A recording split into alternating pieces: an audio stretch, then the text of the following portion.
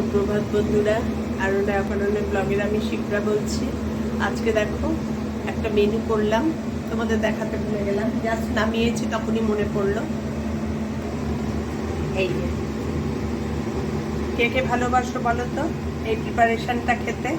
এই নেটের মধ্যে গ্যাসের ওপর দিয়ে উল্টে পাল্টে তার সঙ্গে দুটো টমেটো আর দুটো বেগুন, দারুণ লাগে খেতে গো।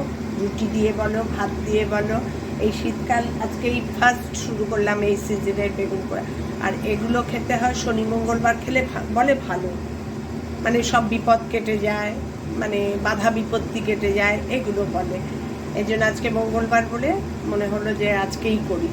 ঘরেও আছে ভালো দুটো বড় বড় বেগুন, দেখলাম দেখেই খেতে ইচ্ছা করলো।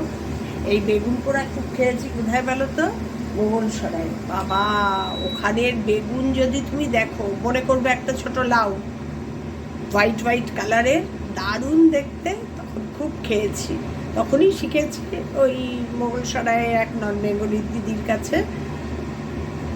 ওরাও এইভাবে গ্যাসে করতো, মানে আর তখন তো আমার গ্যাস ছিল না, স্টোভ ছিল, আমি কড়াইয়ে করতাম, আমাকে শিখিয়ে দিয়েছিল কড়াইয়ে। তাহলে বোটাগুলো এত বড় বড় রাখা যাবে না, একটু ছোট করে কেটে তার মধ্যে সর্ষের তেল মাখিয়ে কড়াইয়ে দিয়ে ঢেকে দিতাম, তার মধ্যেই পোড়া হয়ে যেত। গ্যাসটা হাই ফ্লেমে আগে কড়াইটা গরম করে নিতাম। এবার মাখবো টাকবো যখন তোমাদের আবার দেখাবো। আজকে এটা কাঁচাই করব, কাঁচা পেঁয়াজ দিয়েই মাখবো। এটা দুরকমভাবে করা যায়।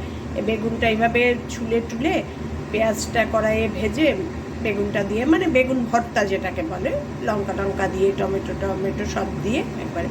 আমি আজকে কাঁচা পেঁয়াজ দিয়ে এমনি হাতে মাখবো চটকে আজকে। তোমরা সবাই কেমন আছো গো? আমি ঠিকঠাক আছি, শরীর টরীর ঠিক আছে, মনটা খুব একটা ভালো নেই। এই ইনসিডেন্টের পর সব বিশৃঙ্খল হয়ে গেছে। আর যে যাওয়ার ছিল না তো সেই হিসাবে আর কি হবে বলে, যেটা হওয়ার তো হবেই।